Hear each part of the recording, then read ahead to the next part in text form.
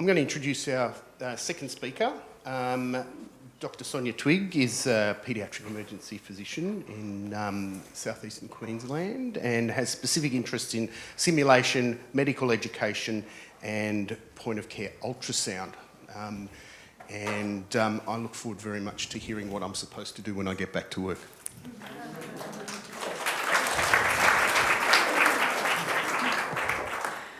Hi everyone, I am stoked to be with you all today. Now look, I can see 4 lucky chairs for lucky people in the first 2 rows if you want to move forward. Okay, so today we're talking about clinical debriefing. This is a definition from one of the kind of founding writers about simulation and debriefing. I'm actually going to use a tighter definition today. I'm talking about clinical debriefing as a learning conversation that happens with the whole team after a clinical event. Okay, and I'm focusing on hot debriefs.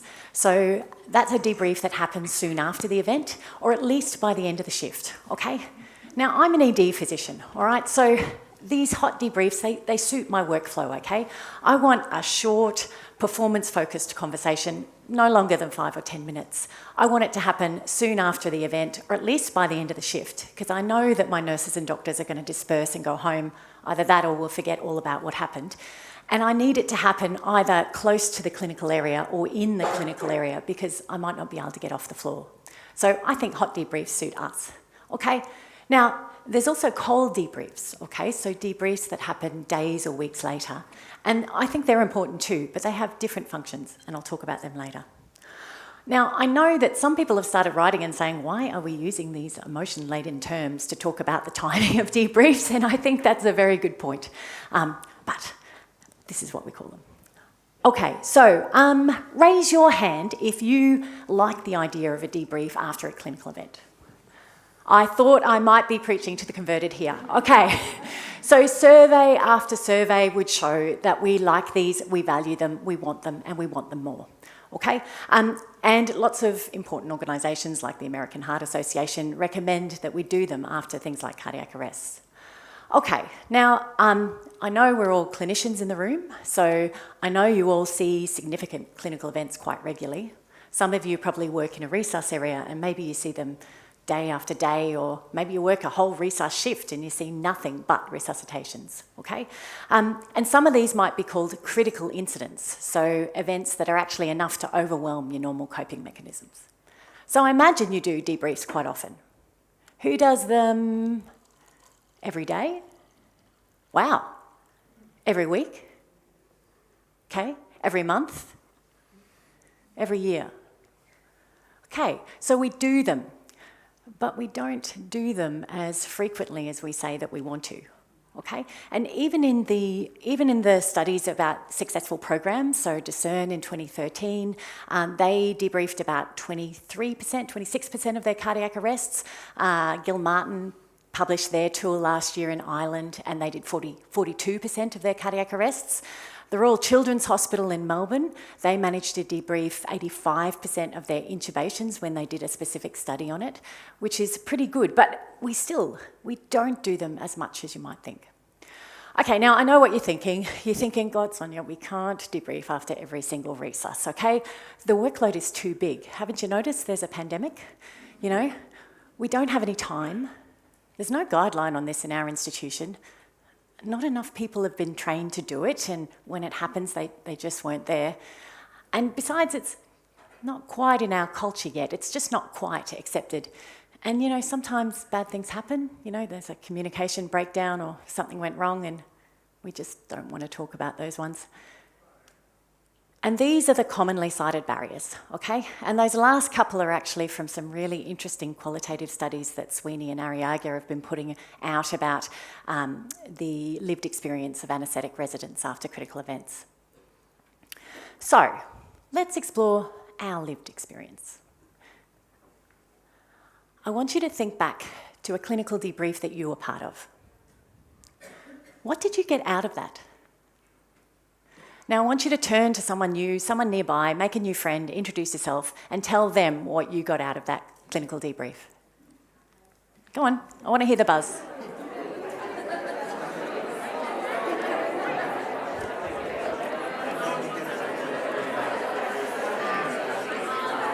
Closure.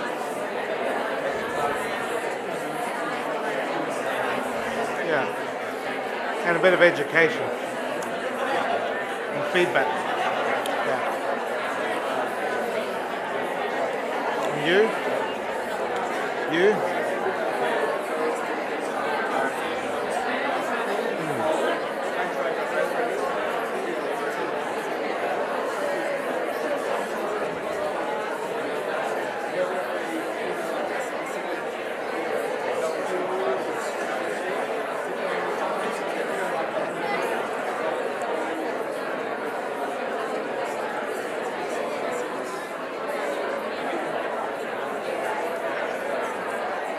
Okay, let's start to bring it back. That's it, let's start to bring it back.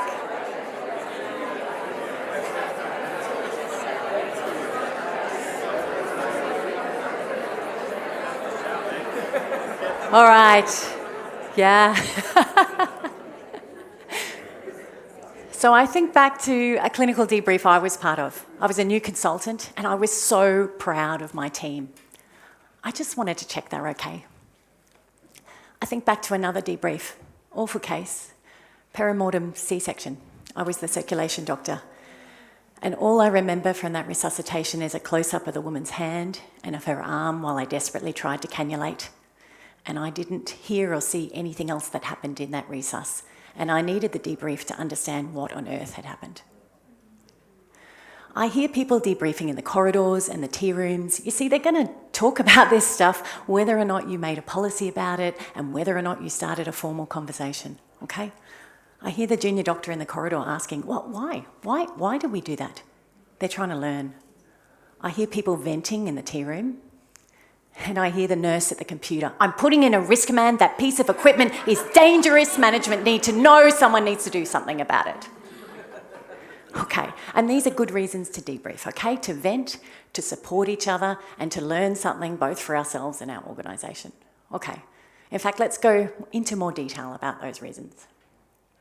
Okay, learning. Now look, the SIM literature is now replete with articles that will convince you that having a learning experience and then having a reflective conversation about it is an effective tool to learn, okay? Adam Cheng wrote a beautiful systematic review in 2014 and he wrote a lovely paper for Circulation going through evidence-based medical education methods for resuscitation, okay?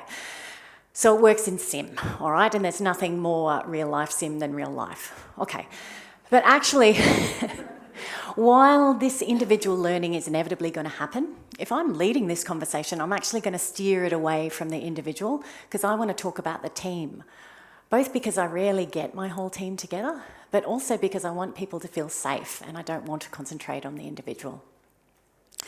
Okay, so let's talk about the team.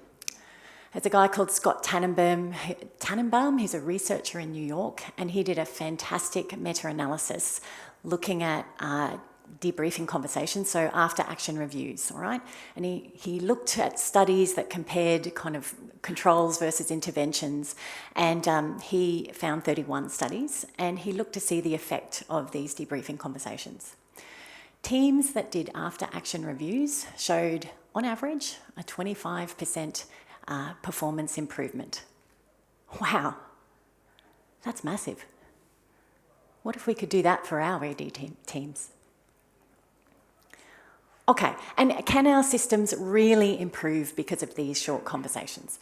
Okay, well, you know, you look at the literature, people are starting to publish descriptions of their tools, and in every article is a list of all the changes that got made in their organisation because they started having these conversations and this information started to getting back to the people who could change things.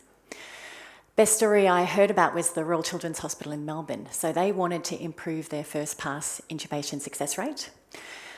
So in 2013, they put together actually a bunch of projects, so 7 different projects, and one of them was implementing a clinical debriefing project, okay? So over 2014 and 2015, they introduced it, trained everybody in it, told everyone about it, and in 2016, they rolled it out. And by the end of 2016, they had improved their first pass intubation success rate from 49% to 78%. So it works. Now, we might not know what part the clinical debriefing project played in that, but it helped. That team also published all the other changes that got made directly because of the clinical debriefing project. So signage, red lines on the floor, roll stickers, they changed some teamwork processes, implemented new training, lots of things. So, okay, now let's talk about wellbeing. Now we got our knickers in a twist at this in about the 2000s, okay, and we got quite scared and we almost stopped doing clinical debriefs for a while. So I'm going to take you back to that time. So I want to introduce Jeff Mitchell. So he's a firefighter come paramedic come psychologist. And he's really worried about the rates of post-traumatic stress disorder in emergency services personnel. Okay? And healthcare workers do suffer from a higher rate of PTSD than the general population. And in fact, I was looking it up and our nursing colleagues have got huge rates of PTSD since COVID hit. Okay? So he's worrying about that. And he develops a psychological debriefing method called critical incident stress debriefing. Now, this is not the short performance-focused conversation I've been talking about, okay? This is a conversation run by a mental health professional that takes about 3 hours. It's got 7 stages, and you do it about 1 to 3 days after the event, okay? Now, they tested to see if this works, or there was a systematic review trying to look to see if this works. But the studies were all about trauma victims, okay? And whether or not a single clinical psychological debriefing session prevented PTSD in those trauma victims. One famous study was on burns victims who ended up in hospital. And it didn't work, okay? In fact, there was a slight trend and 1 or 2 studies that showed that psychological debriefing might actually be linked to developing PTSD. And I think we can all agree that having to relive a traumatic experience is probably not a healthy thing, and none of this can be compulsory. None of this should be compulsory. But on the other hand, these studies are flawed, right? In terms of testing what we're talking about, it's not the right population. These are trauma victims, not the emergency services personnel that attended them. And the method is completely different to what I'm talking about. This is not a short conversation. This is an in-depth psychological exploration, okay? And besides, even if you accept the idea that a psychological intervention can't prevent PTSD, does that mean it does nothing good for well-being? I mean, I want my well-being to be more than just not having PTSD.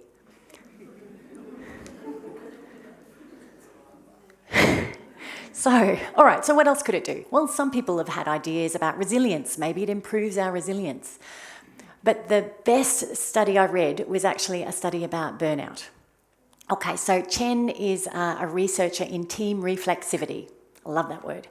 And he did a study looking at factory workers in China. And he looked to see of the effect of debriefing conversations after action reviews for factory workers at the end of their shift, okay? So those workers, they showed increased control over their job, more supportive workplace behaviours, they looked after each other better, and they tried to, but they didn't show that because of all the performance improvements they were making, that they actually decreased the demands of their job. I suppose it's a bit much to expect it might actually change the job. Those workers also had less emotional exhaustion, less cynicism, and a better sense of personal efficacy. In other words, they had less burnout. Wow. That would be helpful for our ED. Now, while reading for my review, I came across another really sensible wellbeing concept that resonated with me, and that was psychological first aid, okay? This is what the World Health Organization trains the workers that they send into disaster areas to do. It's really pragmatic peer support stuff, okay? Notice someone's in distress, start a conversation with them, listen, try and help if you can, and link them into services that can help more. Can we do that with a short conversation after a clinical event? You bet we can. Okay, so I've talked about the reasons to do a debrief. Let's do a quick how-to. You might already know this, but I'll run you through. Now, Liz Crow put together a wonderful website called the Critical Incident Debriefing Toolkit on the ANZCA site, the College for Anaesthetists, and with lots of links, including to Kessler's 2015 article about EDs and how to start it in an ED. And I'll tell you about I'll introduce some of the tools, okay? Now, the way these work is there's normally a form, and I've just chosen some forms that kind of look good on a slide, okay? So, and I'm going to talk through it a bit like a sim debrief because I think the phases are the same, okay? So there's a pre-brief bit at the top. It says, thanks for coming along, reminds us how long this will take, 5 minutes, reminds us it's confidential, and I think when you're setting up a program like this, it's good to think about the legalities and where you put this information and how you store it. Normally it does not go on the patient's record. And a reminder of how we're going to speak to each other. This is not about blaming, and that this is not a compulsory, attendance is not compulsory, okay? What else is up there? Yeah, oh yeah, okay. And then we move on. Now, hopefully you've got someone leading the debrief, okay? So you need a facilitator. Now that can be anyone. Often it tends to be a senior doctor or a nurse. Look, it really doesn't have to be. Certainly when I'm the medical team leader, I might be too stressed after a really big clinical event to really effectively lead this. So I think there's been other models showing that other roles might even be better at doing this. But basically anyone in your team can do it. Often they've got a bit of training, 1 or 2 hour workshop. Sometimes they have no training and they're just reading the form, and that's fine too, okay? You might want to scribe. Okay, so we've done that first bit. And then we do a reactions phase. Is everyone okay? And then we go into a summary, what on earth happened, okay? And then we do a plus delta analysis of what happened. So what went well, what could we improve for next time? And then at the end, again, a summary phase or a close, and this is really points to action and who's going to do what, okay? If you don't have a management team that follows this stuff up, maybe you're going to write down your names, who's going to follow up these actions. And then a close. Thank you, and hopefully the number for the employee assistance program in your hospital. This is what we're rolling out at the Gold Coast. So this is kind of our pre-brief bit. I'll give you a moment to read it.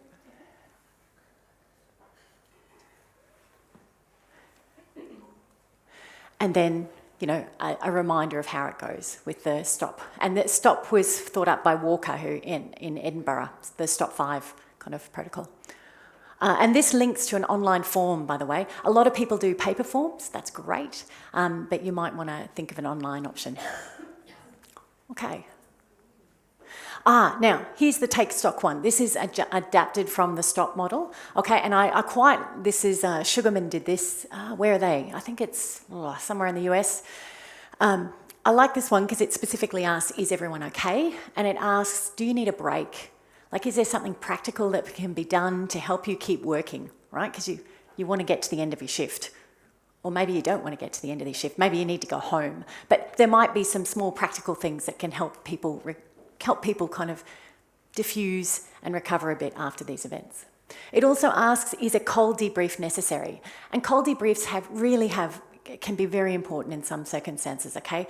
If there's a significantly distressing event, like if you read, there's a 12 tips article by Andrew Coggins and the mob that went to the Association for Medical Education in Europe conference, and they write about how the really distressing event actually might not be the best time to have one of these performance-focused conversations, but I can tell you your staff will be demanding a cold debrief later, all right? An opportunity once the waters have settled to get together and really unpack and process those emotions together. Now, the other reason to have a cold debrief is to have a really focused performance conversation. So in the ICU, there's a couple of papers that got put out, Edelson and Wolf as well, looking at weekly performance conversations, going to real depth of detail about, CPR, timing, when the defib happened, printouts, all of that kind of stuff. And they actually showed an increase of return of spontaneous circulation in adults. And in kids, they showed an improved survival without neurological defect. So pretty powerful stuff. All right. Now, this is the Talk tool. It's from the Talk Foundation. It's a really slick tool. It's a slick website, big organisation, and all of this stuff is free to access, implementation guides, lots of stuff to help you get started if you're interested. Okay. So, but do we have the timing and the triggers quite right? I don't know about you, but I try and invite everyone when we have a debrief, including PICU, all right? But they can never come. I mean, we resuscitated the baby, we stabilised them, we packed them up, we went up to PICU, we dropped them off, and then we came back, cleaned up, and we had a debrief, and we invited PICU, and they couldn't come. because we left them holding the baby. They're busy. So Laura Rock is an intensivist in the States, and she was thinking about this probably, maybe not in that way, but she was also going through COVID and her staff were under immense pressures and she was worried about people burning out, and she was seeing, the rapid formation of teams and all the pressures that they were under, and she wanted to come up with a way to implement more wellness into their day, into their practice. She wanted to implement clinical debriefing, and she did it as part of a circle of wellness activities. So, in the morning, you get together, you introduce each other, check in, how are you today? And remind each other to check in with each other and support each other during the day. Okay? And then at the end of the day, you get together again and do our debrief. What went well? What could we improve? They did a 6-week trial and it was hugely successful, okay? The staff never missed a day. They really enjoyed it, and they came up with lots of changes that they implemented in their unit and made a difference to patient safety and patient experience. Wow, what if we could do that in the ED?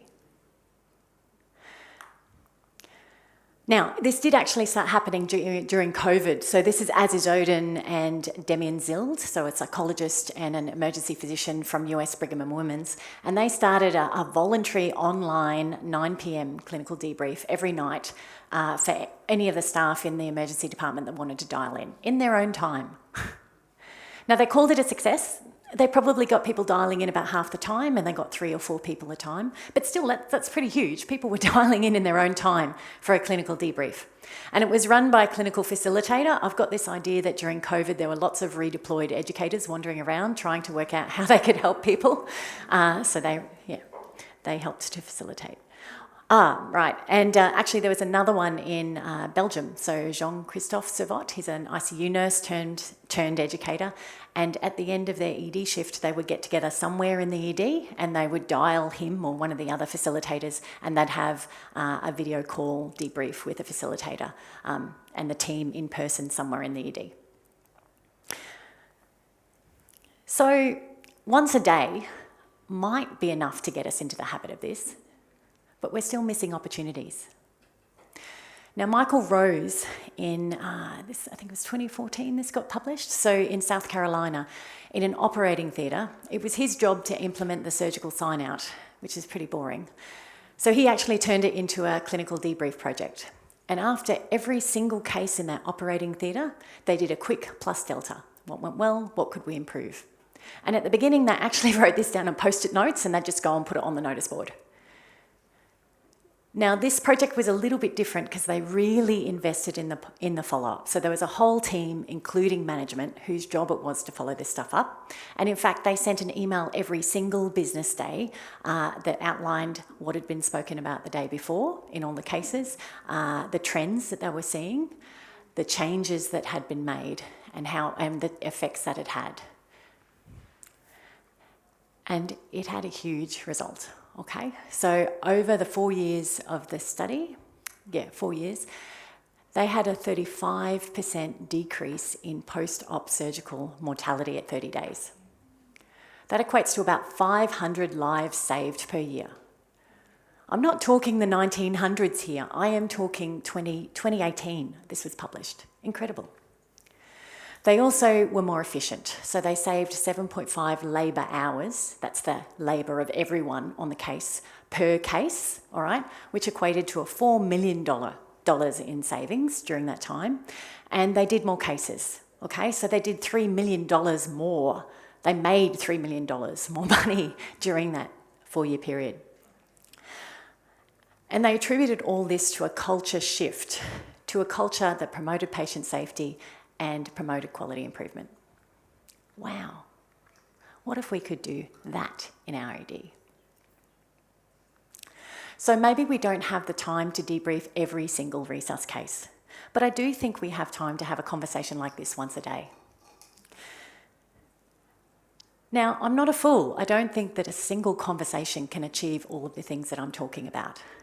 But over time and repeated conversations, I think that starts to make changes. And those conversations have to be backed up by an improvement ecosystem that follows up on the observation, that makes the changes and feeds back to all the staff. And like water dripping and finally over years carving out rock, our culture will change. So this is my call to action. Could you try this out in your department? Please, try it out. See what happens. And if you can, explore it, measure it, write about it.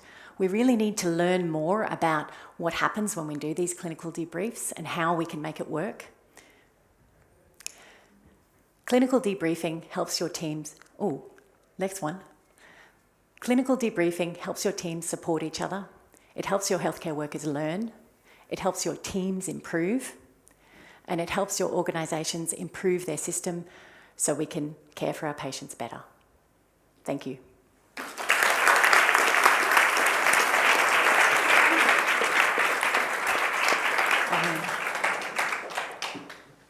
Thanks, Sonia, that was terrific. Are there any questions from the floor?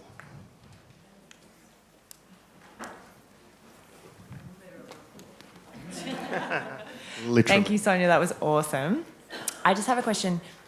A lot of the time I hear anecdotally from other members of debriefs that they don't, like, there was something they really wanted to say, but they didn't say it, even though you open with this as a safe space. It's not about blame. People will still comment that they didn't feel psychologically safe enough to actually say what they wanted to say. Is there any methods or techniques you think that improve people feeling safe to say what they want to say? Sure. So we know that saying something safe doesn't make it safe. So I think psychological safety is something that builds up over time, and that you really have to actually make it about your actions, not about what you say. So I think you need to think carefully about how you're setting it up, how you're running it, who's facilitating, the scripts that they're using, okay? And then over time, you need to evaluate how it goes and try and work to establish that psychological safety. But I don't think it's exactly what you say in that conversation. I think it's a bigger culture effect. I've been doing a lot of our debriefing at where I work, which is adults and peds. We've stopped saying the sentence, "You're safe here," because the minute you say to a team, "This is a safe space," they think, well, was it not a safe space before this? And you automatically are putting there's a negative kind of thought process there.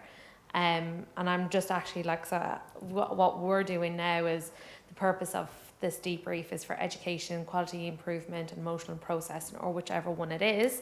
It is not a place of blame. Everyone's participation is welcome. And my focus at the moment is primarily on cold debriefing, but now instead of asking the question sometimes, is a cold debrief needed?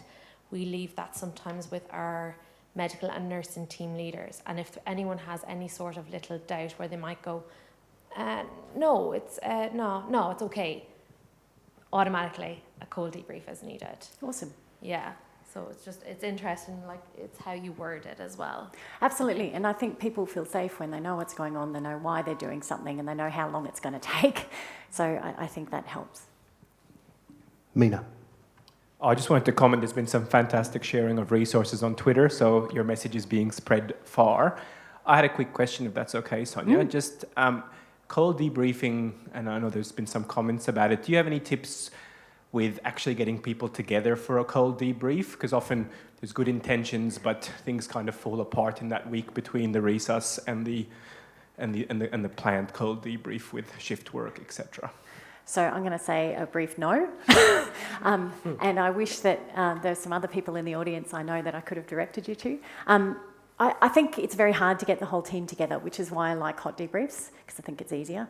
But, why do you have to get the whole team together? People will come if they can. I just think you have to do your best. Actually, this person here, I've got two people here, might have a strategy to get people together for the cold debrief. Well, what we've done is, so like I said, this is a work in progress, and there's a lot of resistance to it. I find what we've done is we have gone to management and we have kind of said, this is, you know, we know that you can tell us our staff are stressed. You can tell us that you're not going to invest in having more nurses, more doctors and all the rest. So let's look after the ones we have. We now cold debrief, we organise it. It could be a week, it could be a month later. But the way we organise it, we actually have paid time to come in. We also provide a lunch. So it's not just sitting down and, you know, having this conversation and like that, trying to get people in on your time off. And we're a department of like 200 nursing staff, so probably like 400 staff in total. And we grab our porters, we grab our orderlies, as you call them in Australia. We grab the paramedics. And we've just made it into this thing that this is really important and this is a part of keeping our staff well. But that took a lot of annoying management. I'm sure if my manager was here, she'd be like, yes, she is a bugbear of my ass. But yeah, we've made it a thing now that it's a lunch, and then the discussion and everything else. And we don't look at it as something that we just tick a box. This is really important, and we've put that emphasis with management. So yeah, if they. Ask about that. Do you do a separate cold debrief for every incident, or do you just do a regular cold debrief so you can discuss a number of incidents? No, completely separate. So we have code reviews, which is generally that'll happen once a month, and people will discuss the big resuses that happened.